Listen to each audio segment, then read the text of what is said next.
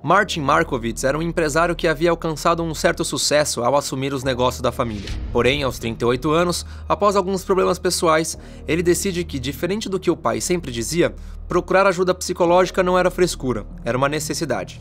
Por indicação de seu rabino, ele chega até o terapeuta Isaac Hershkopf. Martin se encantou pela forma como Isaac organizava suas sessões de terapia, sempre de forma descontraída e como se fosse um bate-papo entre amigos. Segundo Martin, Isaac era um terapeuta que não te fazia se sentir numa terapia. As sessões deram início em junho de 1981, 2 vezes por semana. O que o paciente não esperava é que essa relação com o terapeuta se tornaria complicada e cheia de manipulações.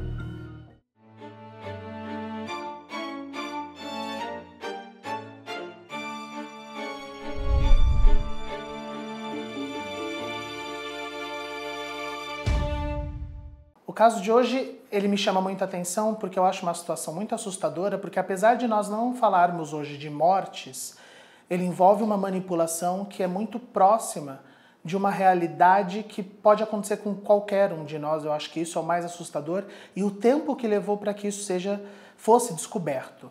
Né? O caso de hoje ele envolve um psiquiatra e terapeuta, o Dr. Isaac Hershkopf, e o que ele fez especificamente com um dos seus pacientes e os desdobramentos disso que foi, na verdade, abrindo e desencadeando outros pacientes que passaram pela mesma coisa.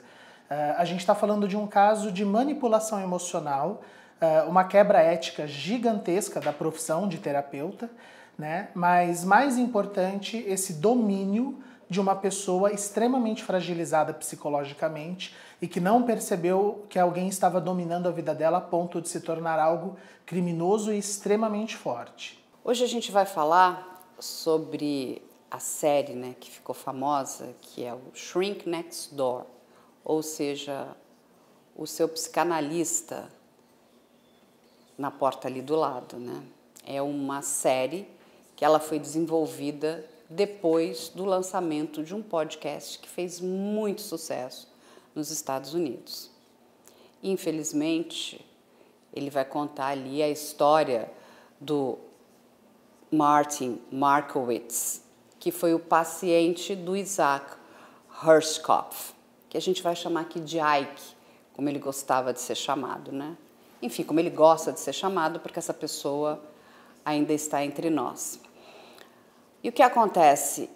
É uma série de ficção baseada em fatos reais muito tensa. Ela mexe com o seu psicológico, com o seu emocional, porque ela vai contar toda uma história muito triste de manipulação. Aquela pessoa que deveria estar ali como um profissional para ajudar os seus pacientes, na verdade estava ali para lucrar, ganhar dinheiro, manipular, enganar os seus pacientes. Infelizmente, esse psicanalista, o Ike, fazia isso. E ele é um rei na arte da manipulação.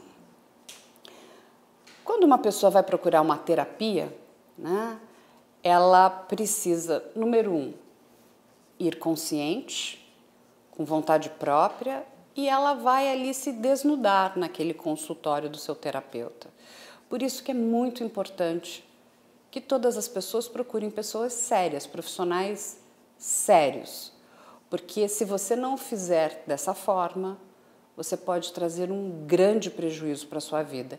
E foi exatamente isso que aconteceu na vida do Martin. Nossa história começa, na verdade, ali próximo dos final dos anos 70, começo dos anos 80, e nós temos o psiquiatra e terapeuta Isaac Hershkopf e o seu paciente, o seu parceiro depois de um tempo, que é o Martin Markowitz. Vou falar um pouquinho do Martin. O Martin é um homem que nasceu em 1941 e ele se torna empresário, ele assume a empresa da família, que é a Associated Fabrics Co., que é uma empresa de fabricação de tecidos.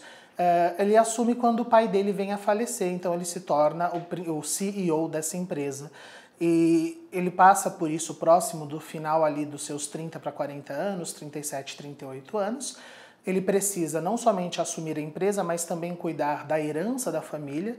E aí entra um outro personagem que a gente vai falar um pouco depois, que é a Phyllis, que é a irmã do Martin. E isso tudo vem para ele de uma vez só, essa responsabilidade de cuidar de uma empresa que na época, no final dos anos 70, a Associated Fabrics, ela era responsável por venda de tecidos de produções da Broadway, do cinema, da TV, então eles tinham realmente uma empresa que tinha uma produtividade, um lucro muito grandes. Junto a isso, o Martin ele está passando por um término de relacionamento e todo esse movimento de pressão psicológica faz ele perceber que ele está precisando de ajuda. Um fator aqui social importante de ressaltar é que nós estamos falando, tanto do médico quanto do paciente, de judeus. E por que isso é importante? Porque a comunidade judaica, especialmente nessa região que a gente vai falar, que é Nova York, eles são muito próximos uns dos outros, então muitas das coisas que eles consomem é por indicação, né? Então o médico é sempre uma família que indica para outra, a gente vê muitos casos até de casamentos arranjados, e no caso do Martin, o pai dele sempre dizia que terapia era frescura ou coisa de gente doida, que é um preconceito que a gente sabe que até hoje existe muito, né? Vale ressaltar que terapia, na verdade, é um tratamento que você tem que fazer e é recomendável fazer, independente do seu estado psicológico do momento, é exatamente para você ter uma manutenção ali constante do seu psicológico, né? Mas ele só vai procurar terapia porque o rabino dele fala, olha, eu tô te sentindo meio abalado, estressado, e aí ele recomenda o trabalho do Isaac Hirschkopf, né, que tinha um escritório ao leste de Manhattan.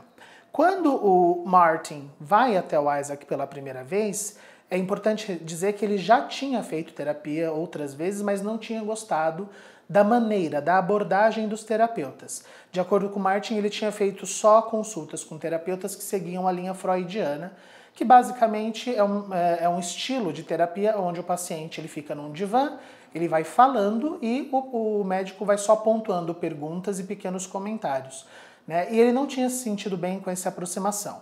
Quando ele chega no Isaac Hirschkopf, ele descobre uma outra metodologia que é muito atraente para ele. E eu acho muito importante a gente falar dessa metodologia, porque é essa metodologia que vai desenvolver o modus operandi deste homem, deste médico, que se torna um criminoso pelo que está fazendo. Para quem conhece terapia e sabe que uma terapia, uma psicanálise, não é um local de aconselhamento. Você não vai procurar conselhos. Isso é muito mais um papel de um coach. Hoje a gente vê muito, né, os coaches que estão aí para dar conselhos. Eu, particularmente, não acredito em conselheiros. Eu acredito em terapeutas. E a terapia, ela é a cura pela palavra. O terapeuta não está ali para dizer o que o paciente tem que fazer. Quem tem que descobrir isso é a pessoa que está em sessão. Ela vai descobrir por ela mesma. Mas esse não é o caminho do Ike. O Ike faz todo um trabalho, né? E a gente vai descobrir lá na frente depois que não era só com o Martin, com todos os seus pacientes, de aconselhamento. Então ele diz como o Martin deve caminhar na sua vida, em todos os sentidos. E uma das primeiras queixas do Martin foi de um relacionamento que ele teve com uma mulher, na qual ele propôs um acordo pré-nupcial. Essa mulher ficou muito chateada porque ela achou aquilo uma afronta.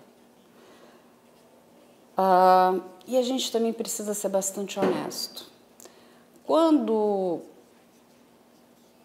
casamentos envolvem fortunas, quando você vai trazer, né, muito dinheiro para dentro daquela união e para que não haja nenhum desequilíbrio, para que pessoas não se sintam lesadas, os acordos pré-nupciais são algo um tanto quanto interessante. Por quê? Os contratos, eles não são para o amor, eles são para a dor. Se aquela relação não prosperar, as regras estão claras. A pessoa, né, não vai se sentir, olha, fui usado ou eu fui usada. Tá tudo muito claro em relação ao dinheiro. E a gente sabe que nas relações entre casais, um dos grandes problemas é a questão financeira. Então, o que o Martin estava propondo para aquela mulher era um acordo pré-nupcial. Ela não aceitou. Ali eles terminaram a relação, mas ela tinha uma mágoa, porque ele tinha prometido para ela que eles viajariam juntos para o México. O Martin leva tudo isso para sua terapia. E o que acontece? O terapeuta diz: não, essa mulher é uma interesseira, você não pode aceitar isso. Sabe o que você tem que fazer? Diga não para ela. Isso é a postura de um terapeuta, de um psicólogo, um psicanalista? Lógico que não. E ele começa, isso é só uma pequena amostra do horror e do inferno que vai se transformar a vida do Martin. Porque o Ike, esse terapeuta, dizia para o Martin: se você não fizer aquilo que eu estou lhe pedindo para fazer, eu não tenho uma próxima sessão com você. Então, além dele manipular o seu paciente, ele queria ter certeza que esse paciente estava obedecendo às ordens do terapeuta. Muito bem. Uma das outras questões, um tanto quanto estranhas, é que a relação entre paciente e o seu psicólogo, o seu psicanalista, ela precisa se manter num ambiente profissional, né? Dentro do consultório, do local ali de trabalho, de um local pré-estabelecido. Mas isso não era o que acontecia nas sessões entre Martin e Ike. O terapeuta pedia para que o Martin se encontrasse com ele sempre em restaurantes caros, em locais badalados, e o Martin custeava tudo isso. Você vai fazer terapia num jantar com o seu terapeuta? Estranho. Isso não é um procedimento ético. Mas o Martin aceitava isso. E esse tipo de abordagem super intimista já é o primeiro apontamento de um comportamento extremamente antiético desse médico, né, que não está tratando aquela relação como médico-paciente, ele já está sendo invasivo, né? Nas primeiras consultas, o Martin vai falar sobre essa namorada que ele conheceu na Flórida, levou ela para Nova York, ficou com ela um tempo, né? E quando ele, próximo ali do falecimento do pai, ele propõe o casamento, ela aceita o casamento, mas aí o Martin vem com um acordo pré-nupcial, né, que para quem não conhece é diferente do casamento com comunhão de bens. No acordo pré-nupcial é determinado o que cada um tem e que ninguém pode levar nada de ninguém. E a namorada acha aquilo um afronte, ela acha que aquilo é prova de falta de amor e ela não aceita, ela termina o noivado com ele. E o Martin fica muito abalado com isso, só que ele leva para o doutor dele, para o terapeuta, a informação de que, apesar de já separado, a namorada, a ex-namorada, estava cobrando porque ele tinha prometido para ela uma viagem para o México e mesmo separados ela estava cobrando que ele tinha que pagar a viagem para ela. E ele estava cogitando pagar essa viagem para a ex-namorada, né? E com essa informação, o Ike começa a falar: olha, você é uma pessoa extremamente manipulável, as pessoas só querem saber do seu dinheiro, elas não querem, não gostam de você, você vai negar para essa namorada essa viagem e você só volta a entrar no meu consultório se você fizer exatamente o que eu te pedi. E aí começa esse comportamento do Martin de querer agradar o médico quase como uma figura paterna de eu vou fazer o que papai mandou para ser aceito. Então ele nega a viagem para a namorada, né? E o Ike recebe ele de volta para as consultas. Nesse período, o Martin, que já era o CEO da empresa de tecidos, começa a fazer mudanças na empresa, só que aí o Ike fala: você tem certeza dessas mudanças? Você é confiante nas mudanças que está fazendo? Eu acho que você não tem habilidade de tomar essas decisões sozinhas. Faz o seguinte: eu vou com você na empresa e eu quero ver o que você está fazendo. E aí o Martin começa a levar o terapeuta dele para frequentar diariamente os escritórios da empresa de tecidos E a frequência é tão grande que vamos chamar o de Bruce, o primeiro nome, que é um dos diretores ali da empresa, ele diz em depoimentos depois que ele durante muito tempo achava que aquele homem era um consultor financeiro. Não tinha ideia que era médico dele, né? E aí o doutor começa a frequentar e começa a dar inicialmente pequenos pitacos, olha, acho que você devia fazer assim, acho que você devia fazer assado. E é quando a gente tem a presença da irmã do Martin, a Phyllis, que era a irmã mais nova dele, que estava trabalhando na empresa como auxiliar de escritório. Né? Quando a Phyllis começa a trabalhar lá, o Martin, ela vai tentando argumentar algumas decisões do Martin, né? E o Martin não gosta disso, leva para o médico, e o que o médico faz? Ele vira e fala, olha, a sua irmã não gosta de você, ela está te atrapalhando porque ela quer dominar a empresa. Ela não faz bem para você, eu preciso que você vá se afastando dela. Né? E aí ele começa a implicar com o trabalho da irmã, a implicar com os horários dela, vai afastando ela cada vez mais, até o ponto em que ele começa a tentar tirá-la da empresa, desse trabalho que ele colocou ela lá, né? E tirar ela e os sobrinhos do testamento dele. Quando o Martin decide tirar a família do testamento, a Phyllis acha que é uma decisão dele, mas na verdade foi uma sugestão do terapeuta. Ela fica muito brava com tudo isso, ela tenta, na verdade, provocá-lo, fazendo o quê? Ela vai atrás de todo o acesso à herança que ela tinha, porque eles ainda não tinham dividido a herança, então ela tira todas as joias da família do banco, ela vai até a Suíça, onde o pai deles tinha uma conta conjunta, e transfere o dinheiro todo para a conta dela, e de acordo com ela fez isso, na verdade, ela nunca vendeu ou gastou esse dinheiro, ela fez para realmente chamar a atenção do Martin, porque ela queria que ele parasse e prestasse atenção no que ele estava fazendo. Né? Mas o que acontece é que, na verdade, o psicólogo, o terapeuta, vira para ele e fala que, olha, isso é uma prova que a sua irmã está tentando tirar todo o seu dinheiro. Né? E aí é quando o Martin faz uma carta para a irmã, e na carta ele diz que é recomendável para o bem dos dois que eles não se falem mais. E aí ele corta completamente a relação com a família. Depois o Martin diz que quem ditou a carta para ele foi o médico, ele só escreveu e mandou para Phyllis. Né? Então ele foi se afastando. Até que a sua irmã, a Phyllis, começou a achar aquilo tudo muito estranho.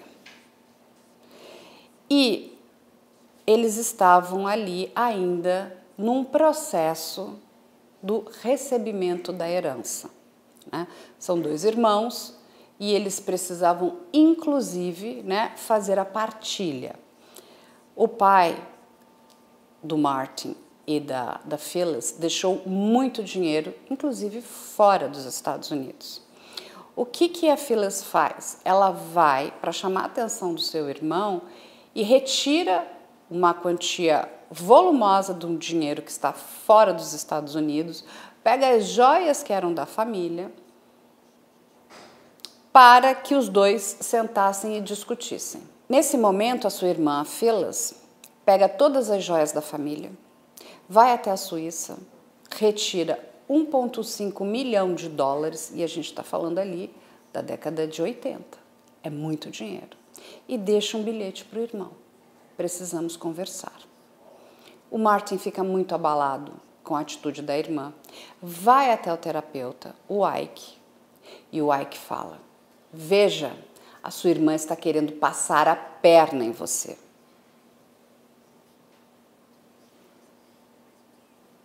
E ele começa a manipular o Martin para romper com a sua irmã, romper com os sobrinhos.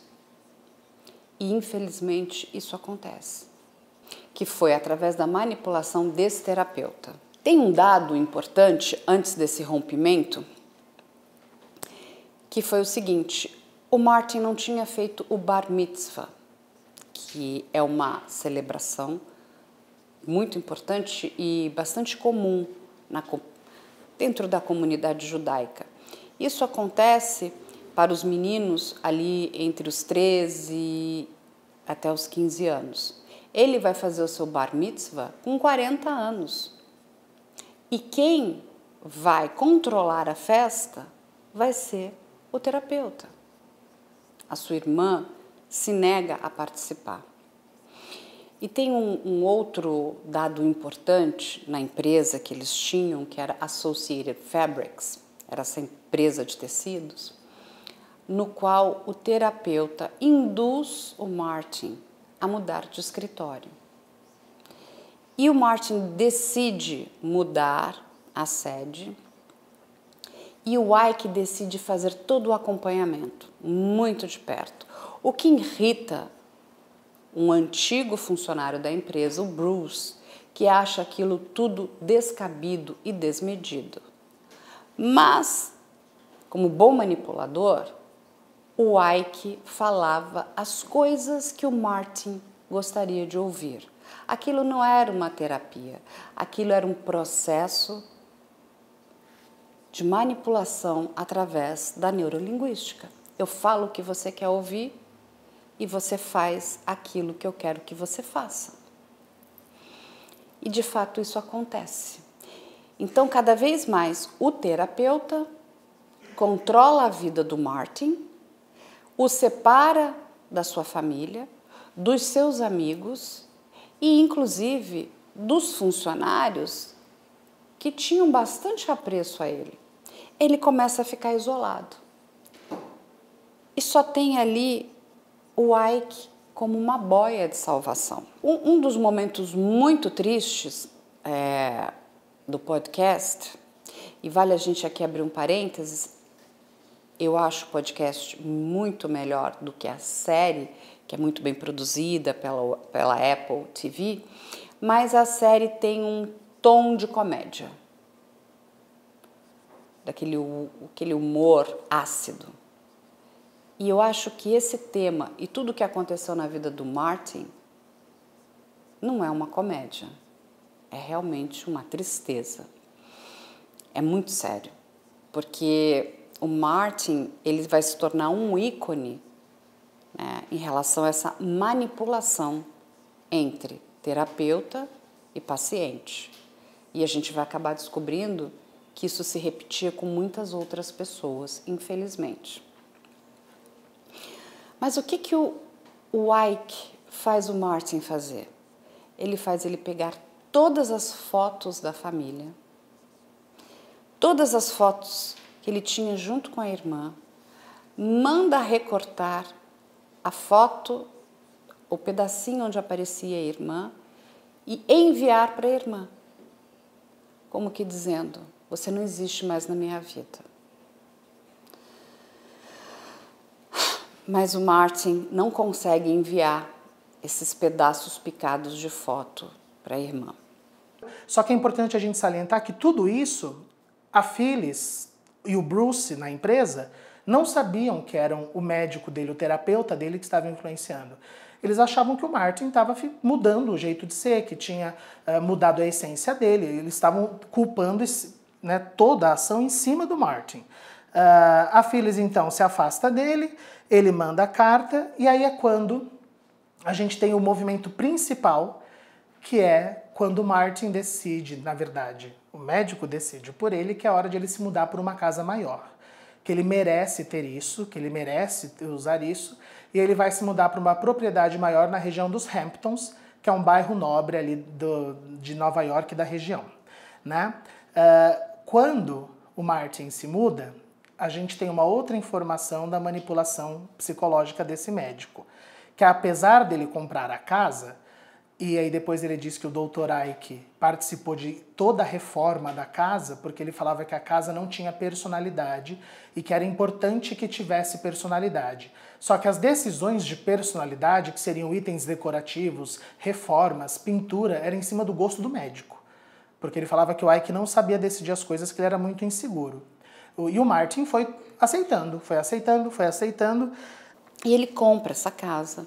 Só que o que acontece? O Ike não gosta da decoração da casa. E aí começa a influenciar o Martin a mudar toda a decoração, a fazer reformas na casa. E acreditem, o Martin vai fazer. Ele vai modificando e vai deixando aquela casa com a cara do Ike e não com a cara do Martin. E o Martin passa a frequentar essa casa nos Hamptons, junto com a sua família, com a sua esposa e com seus filhos, aonde ele tem plena abertura, ele pode ir quando ele quiser. Inclusive, eles faziam festas ali, sempre tudo bancado com o dinheiro do Martin. E ele propõe, inclusive, reformas excêntricas, banheiros de mármore. Ele manda vir um relógio de sol da França. Ele pede coisas absurdas.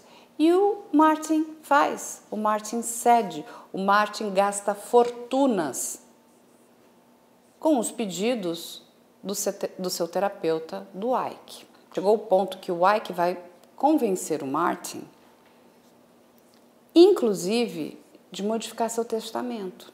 Porém, quando o Martin faz toda essa renovação, o Dr. Ike vira para ele e fala: eu não recomendo que você assuma para as pessoas que você tem uma casa desse tamanho, porque as pessoas vão querer tirar isso de você, porque as pessoas só estão interessadas no seu dinheiro. Ninguém gosta de você verdadeiramente que está ao seu redor. Então, para você se proteger, para eu poder ficar mais perto de você, eu recomendo que você se mude para o quarto de funcionários da mansão e eu more no quarto principal com a minha família. Que aí eu assumo a casa para mim, porque as pessoas não vão saber que você tem todo esse dinheiro e você vai estar mais protegido. E o Martin aceita e ele se muda para o quarto de empregados da própria casa e coloca o médico com a esposa e os filhos para morar na mansão. O médico já chega colocando o nome dele na caixa de correio e começa a dar festas dentro da mansão, porque ele diz que as festas vão ajudar o Martin a fazer boas relações, né? Vale lembrar que essas festas, quando aconteceram, a gente está aí já no meio dos anos 80, eram festas que não envolviam pouca coisa, não. O doutor Isaac, ele gostava de se gabar dos contatos que ele tinha. Então ele tinha um mural de fotos com famosos. Nas festas tinham pessoas como Brooke Shields, como Gwyneth Paltrow, Martin Scorsese, até o O.J. Simpson já esteve nas festas. Ele tinha foto com todas essas pessoas. Inclusive a Brooke Shields e a Courtney Love foram pacientes desse homem por muito tempo também, desse terapeuta. E foi quando ele batizou, deu um apelido para o Martin, que ele já falava que eles eram amigos e não mais médico e paciente, que era Easy Target Markowitz, ou seja, alvo fácil Markowitz. Deixando claro assim, olha, você é muito fácil de ser manipulado, tem que tomar muito cuidado com as outras pessoas. E o Martin não percebia que isso já era uma manipulação, né? Durante esse período, ele convenceu o Martin a gastar dinheiro com a construção de uma piscina, a construção de um campo de minigolfe, a compra de dezenas de vacas de mármore para decorar a casa, tudo isso porque ele falava que a casa tinha que ter personalidade. Só que o Martin ainda não percebia que era a personalidade do médico e não dele. O Martin pagava pela escola dos filhos do Ike, pagava pelas roupas e viagens e ainda pagava pelas horas de terapia, que de acordo com o Ike, morar na casa era uma terapia 24 horas, então ele tinha que pagar por essas horas de terapia. Durante todo esse período, a gente tem uma outra coisa que acontece, que é o Martin coloca o médico para trabalhar na empresa de tecidos como diretor de consultoria. Quando ele entra na empresa, ele entra inicialmente com o nome de Isaac Stevens. E o Isaac Stevens contrata uma outra pessoa para trabalhar para ele, que é um funcionário chamado Marshall Feldhammer. E esses funcionários ficam ali para dar pitacos nas decisões da empresa, na relação com os clientes, né? O Bruce, que é um dos diretores da empresa, começa a achar muito estranho. Ele não gosta do Isaac Stevens, porque o Isaac Stevens fica dando pitacos até em coisas muito bobas do tipo... Ele manda trocar a porta da sala do Martin, porque a porta da sala do Martin abria para fora. E ele fala que um diretor, a porta tem que abrir para dentro, porque é ele que aceita quem vai entrar, e que a porta abrir para fora era um sinal da fragilidade mental do Martin. E o Martin vai mudando essas coisas, vai obedecendo o médico sem parar. Inclusive, em um momento, chega uma carta de um cliente reclamando que o doutor, na verdade o diretor, Isaac Stevens, tinha cortado relações, um cliente muito importante com a empresa, e o Isaac fala para o Martin que ele fez isso, na verdade, porque o cliente estava tentando querer mandar mais na empresa do que o Martin, e essas decisões do Isaac vão influenciando não somente na empresa, mas também prejudicando, começam a ter muitos gastos excessivos nessa empresa, né? E aí um detalhe importante, ninguém da empresa sabia que o Isaac era o terapeuta ainda. Eles não sabiam que Isaac Stevens era Isaac Hirschkopf. E o funcionário que ele contratou, o Marshall Feldhammer, é ele também. E ele recebia o salário dos dois. Tá? Ele recebia o salário de ambos para trabalhar na empresa e ainda recebendo as horas de terapia. De forma mais ousada, começa a convencer o Martin de que ele não tem capacidade suficiente, capacidade emocional, de continuar à frente da empresa, porque aquilo deixava ele muito vulnerável. As pessoas só estavam ali para tirar algum benefício financeiro do Martin. Olha a que ponto esse terapeuta chegou. Olha a ousadia desse homem. Olha a arte de manipulação do Ike em cima do Martin. E pasmem, o Martin aceita. E ele diz, vamos contratar duas pessoas. Vamos contratar um consultor, que é o Isaac Stevens, e um novo funcionário, que é o Marshall Feldhammer. Gente, Isaac Stevens e Marshall Feldhammer são a mesma pessoa. E essas duas pessoas são o Ike. Ele criou personagens para, inclusive, enganar o Martin e enganar as pessoas dentro daquela empresa. E ele recebia os salários, os proventos financeiros que eram pagos para esses dois personagens. Ou seja, ele tirava dinheiro do Martin através de sessões mentirosas de psicanálise. Ele tirava dinheiro do Martin através dessa ONG, a Iron. Ele tirava dinheiro do Martin através de dois personagens que ele criou e colocou dentro da empresa. Um, o Isaac, e outro, o Marshall. Até que chegou um momento, já mais na frente, aonde o Ike reclamava muito, dizendo que ele sentia que ele era um convidado naquela casa nos Hamptons. É de se chocar que um terapeuta frequente a casa do seu analisando. Olha a falta de profissionalismo desse psicanalista. Eu acho que é mais sério do que só uma falta de profissionalismo ou uma falta de ética. Eu acho que é algo criminoso o que o Ike fazia com o Martin. Em 1984, para que o Martin tenha um controle dos investimentos financeiros dele, porque, de acordo com o doutor, ele não sabia onde pôr o dinheiro, ele convence o Martin a abrir uma ONG, que é a IARON. Essa ONG seria para fazer trabalhos filantrópicos. Então, todo o dinheiro que teria que ser, teoricamente, a herança, como o Martin já tinha tirado a família da herança, ele preferia que o legado que ele deixasse para o mundo fossem serviços e trabalhos sociais. Então, eles fundam essa ONG, essa IARON, que é administrada pelo Martin e pelo Ike. Só que quem colocava dinheiro era o Martin, então ele funda a ONG com o investimento inicial de $165 mil. E a IARON dava esse dinheiro para instituições que eram indicadas pelo Ike. Posteriormente, o Martin ia descobrir que essas instituições eram a escola dos filhos do Ike, era o clube de campo que a esposa do Ike participava, inclusive cheques que o Ike destinava para o Marshall Feldhammer, ou seja, ele dava cheques dele para si mesmo, né, para pagar a si mesmo com essas doações.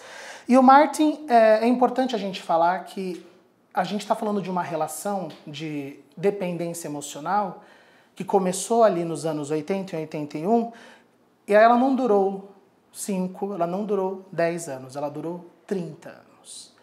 Foram 30 anos desse homem sendo dependente emocional e financeiro, uma vez que o Ike começou a administrar as contas do Martin. Ele convence, em determinado momento, o Martin que ele precisa colocar a mansão no nome da esposa do Ike, porque ela que cuidava da casa, então também era uma proteção dele. Aí a gente fica pensando, mas como assim ele convence, né? Qual era a metodologia desse médico? Ele mandava e o cara obedecia? E depois a gente vai descobrir com outros pacientes que, na verdade, o jeito que o Dr. Isaac fazia é que ele nunca dava a ordem. Ele ia falando para a pessoa, jogando uma ideia até a pessoa concluir que aquela era a melhor solução. Então ele ia falando, até a pessoa virar e falar assim, mas se passasse para sua esposa então seria mais seguro, né? Ele falava, olha, ótima ideia. Tá? Então ele fazia parecer que a ideia tinha vindo da pessoa. Então a família do médico já estava morando, os filhos e a esposa, na casa do Martin, como eu falei, o Martin no quarto dos fundos. E o Martin disse que também nesse período, quando o Ike viajava com a esposa e os filhos, ele dava uma lista de tarefas para o Martin fazer, que seriam tarefas terapêuticas, né, para ocupar o ócio dele. O que seriam essas tarefas terapêuticas, esse tratamento terapêutico?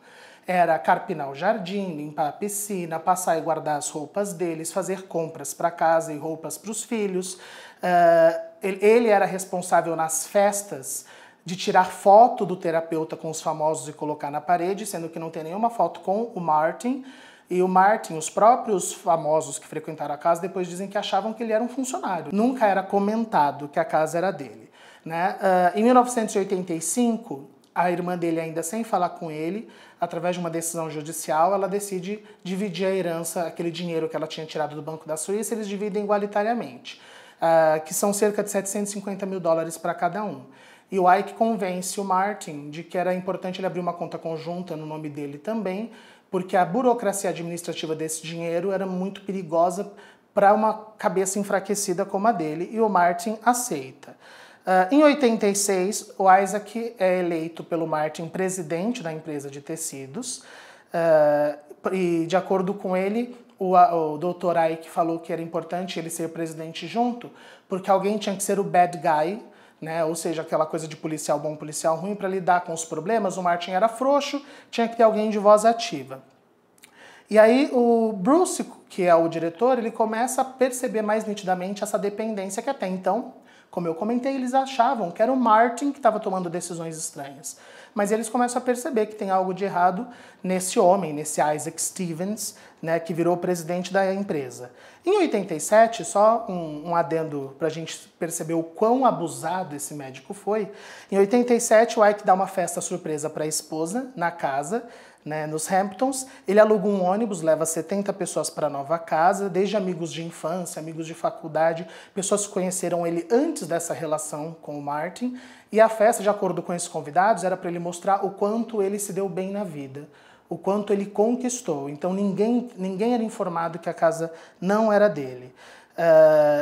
O Martin foi responsável por limpar a mansão, organizar buffet e bar. Ele serviu as pessoas nessa festa. E nessa festa também foram outras pacientes do Dr. Ike. E essas pacientes, a gente vai falar mais na frente, que o podcast, que é a base de toda essa investigação, vai entrevistá-las. E é importante porque é quando a gente descobre que o Dr. Isaac não fazia isso só com o Martin. Que ele tinha algumas pacientes, cerca de 5 mulheres, que também tinham sido convencidas a no testamento deixar as coisas para ele administrar, e que todas as decisões ele que tinha que tomar por elas, porque elas não tinham capacidade de decidir as coisas por si mesmas. Nesse mesmo período, esse terapeuta tinha uma outra paciente, uma mulher. Uma mulher que tinha sofrido um trauma muito grande, uma mulher judia também, e como a sua família tinha sido atacada por cachorros, o que o Ike fez com ela? Dizia, não, para curar o seu trauma, você precisa conviver com cachorros. E o que ele faz? Ele usa a paciente para cuidar do seu cachorro. Quando ele viajava, ele deixava o cachorro aos cuidados da sua paciente. Então, todos os seus pacientes eram marionetes na mão dele. Você vai cuidar do meu cachorro, você vai me dar uma vida boa, você vai pagar os meus jantares, você vai me apresentar para celebridades. O Ike usava a psicanálise de forma criminosa para conseguir proventos financeiros, para conseguir portas abertas em qualquer lugar, para ter uma vida de luxo. Ele não fazia terapia. Ele nunca esteve preocupado com os seus pacientes. Ele só se preocupava com ele e com a sua família. Em 1991, essa casa dos Hamptons, que foi adquirida por $450 mil, teve seu valor atualizado para $3,5 milhões. E essa casa, no testamento do Martin, estava no nome da ONG. O que o Ike faz? Ele convence o Martin de passar a casa para o nome da esposa dele. Por quê? Veja só, ela fez todas essas modificações. Ela merece. Mas o Ike, quando foi indagado, ele diz que o Martin implorou para ele, para que a sua esposa aceitasse esse pedido. Olha só, implorou para que a esposa do Ike aceitasse ser a beneficiária no testamento de Martin dessa mansão nos Hamptons. Olha o jogo absurdo de manipulação desse homem. E o Martin faz isso. Deixa a esposa do Ike como beneficiária. E essa história só vai piorando. Aí o que acontece? O Martin vai abrindo cada vez mais mão da sua empresa, o que vai levando a empresa a definhar. Além disso, o Ike convence o Martin de que ele precisa de acompanhamento psiquiátrico. E, para tanto, ele deveria deixar o Ike cuidando e gerindo de toda a vida do Martin. O advogado do Martin acha aquilo tudo muito estranho e pede para que o Martin escrevesse uma carta de próprio punho dizendo que ele estava de acordo com aquilo tudo, inclusive para que ele pudesse protegê-lo de problemas futuros, inclusive em relação ao seu testamento. O advogado do Martin começa a achar aquela relação entre terapeuta e paciente muito estranha, muito estranha. Mas o Martin escreve essa carta, que lá na frente ele vai dizer que não se lembra de ter feito.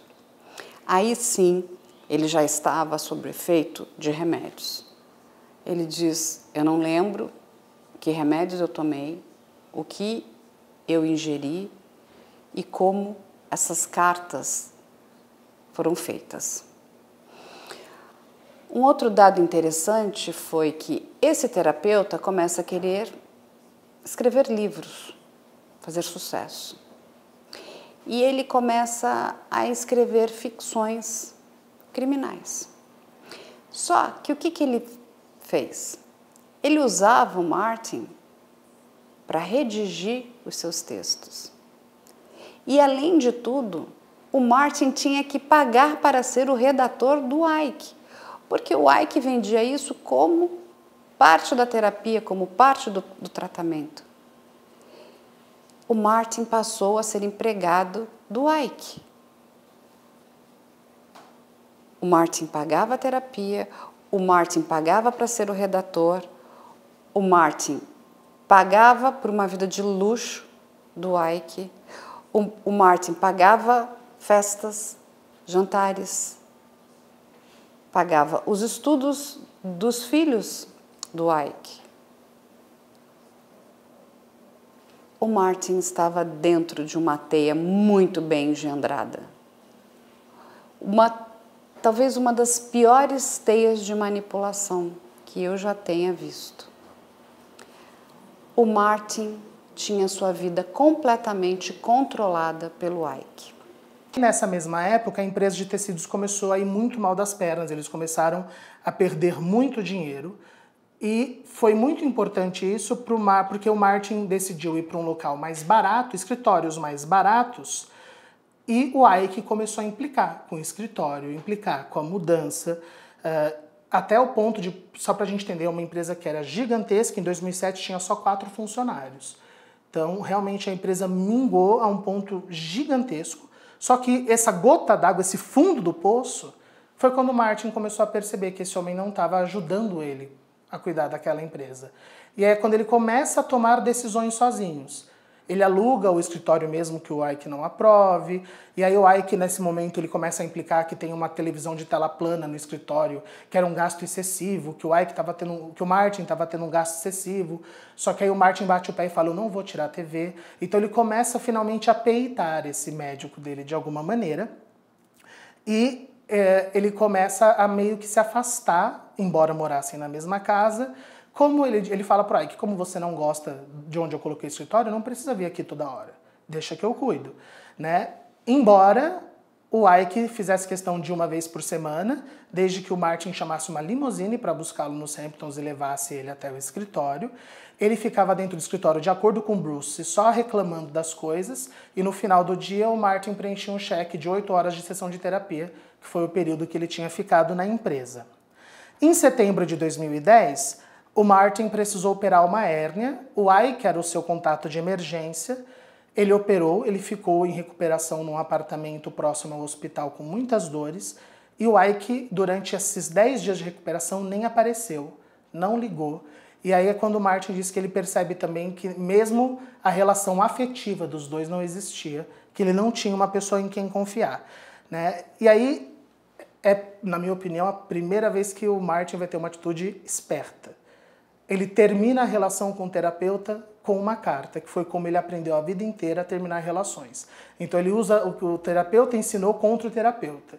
Ele faz uma carta dizendo basicamente, olha, por motivos estritamente profissionais eu recomendo que nós nos afastemos. Quando eu precisar de você como terapeuta eu te procuro, mas seria melhor que você saísse da minha casa e seguisse com a tua vida, né? O Ike recebe essa carta, ele lamenta muito a carta, dizendo que aquela carta era um sinal óbvio de que o Martin deixou o controle, o poder subir a cabeça dele, mas que ele ficava feliz porque ao menos ele se livrava de um paciente que ele tinha se dedicado muito à toa, afinal de contas até agora o Martin pagava a hora de terapia no valor original.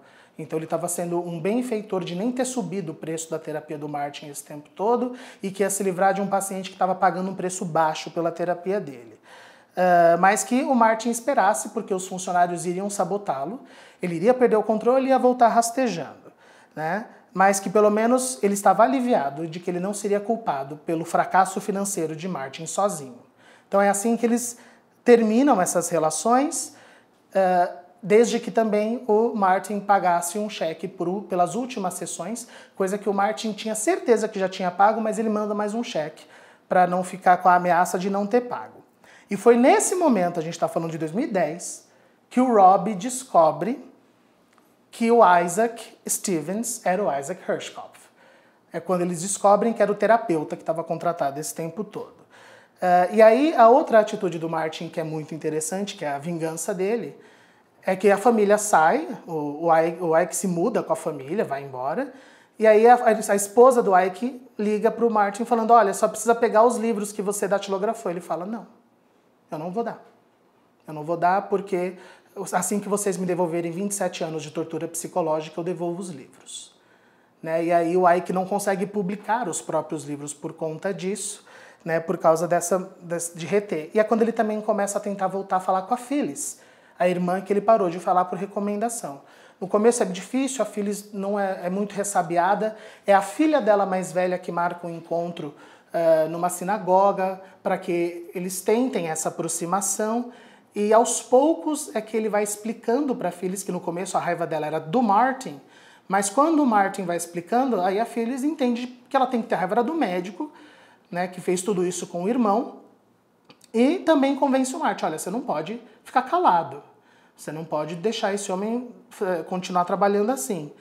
E, coincidentemente, nessa época, se muda para o lado da mansão dele um repórter do The New York Times, o Joe Nocera, que já morava ali há uns 2 anos, e, de acordo com esse repórter, o caseiro da mansão começou a chamar ele para ir visitar a mansão, começou a mostrar uns jornais, e é quando o repórter descobre que o caseiro era, na verdade, o dono da mansão, né? E aí é quando ele abre a história para o Joe Nocera, que com essa história faz um podcast chamado The Shrink Next Door, ou O Psiquiatra ao Lado, que para quem tiver curiosidade tem em português e em inglês para ouvir, que é onde ele vai não somente contar essa história que eu acabei de contar, mas também atrás de outros pacientes para poder explicitar o modus operandi desse criminoso, desse médico criminoso, para poder fazer algo a respeito. O que acontece? Quando ele reata com a sua irmã, a Phyllis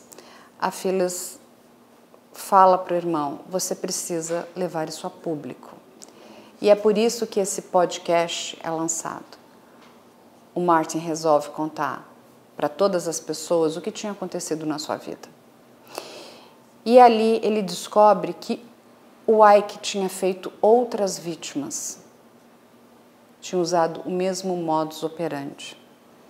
Hoje, Martin ainda tenta processar no Código de Ética, e inclusive na área civil, esse terapeuta. O Martin mandou várias cartas para a Associação de Psiquiatria Americana para que o Ike fosse investigado.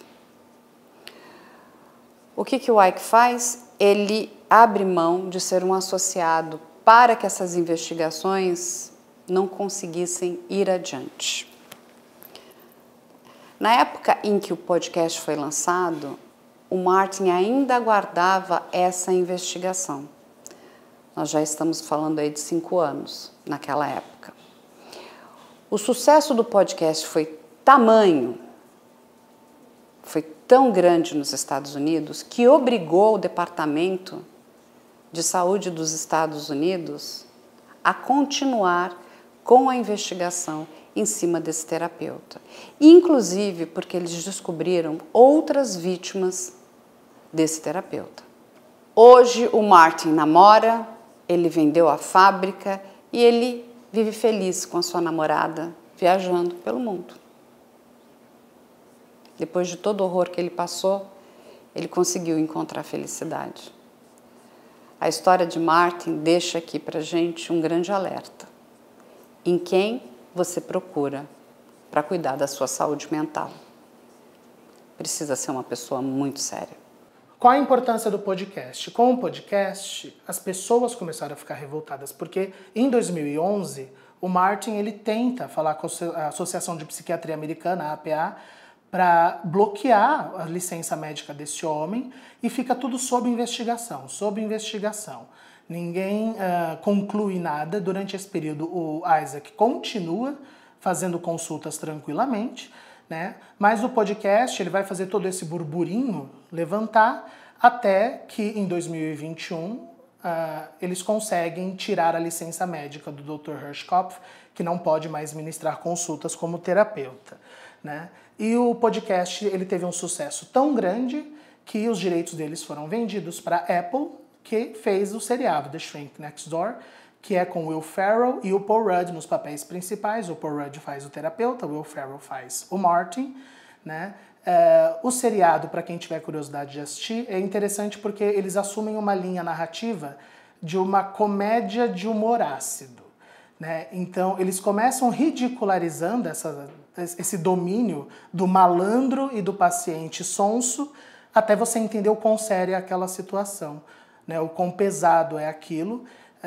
A série é bem interessante, eu recomendo. Os dois atores, o Paul Rudd e o Will Ferrell, são muito conhecidos na comédia. O Will Ferrell, especialmente, fazendo um personagem muito tímido, é muito interessante de ver, porque ele é muito conhecido pelos personagens excêntricos, né? São 7 episódios, é bem tranquilo de assistir. A série se foca na relação dos dois e da Phyllis. A Phyllis, quem faz o personagem é a Catherine Hahn, que é aquela excelente atriz de WandaVision, que faz a Agatha, né, que na minha opinião é a única atriz boa do WandaVision. E ela tá sensacional fazendo a irmã dele, porque eles dão realmente um papel de destaque para Phyllis. A série teve esse destaque, então, por conta dessa narrativa diferente. Não mostra tanto as outras pacientes. As outras pacientes, elas são mais citadas no podcast, né? Todas elas não são citados os nomes por proteção dessas pessoas, né? E pra gente saber como é que andam a situação, hoje o Martin está com 80 anos, ele está namorando pela primeira vez uma mulher, ele está viajando o mundo, ele se aposentou, ele passou a empresa, ele vendeu a empresa e está usando o dinheiro que ele já tinha como herança. Ele frequenta a casa da irmã mensalmente, então eles estão muito bem. E o Dr. Ike, ele segue até hoje dizendo que, na verdade, o que aconteceu é que ele conheceu um paciente tóxico que agora quis acabar com a reputação dele, sendo que ele fez de tudo para ajudar um homem muito poderoso a ter uma vida mais simples e mais determinada, a pensar de uma maneira melhor. Então ele não deu o braço a torcer até hoje, embora ele está sendo processado por todos esses pacientes.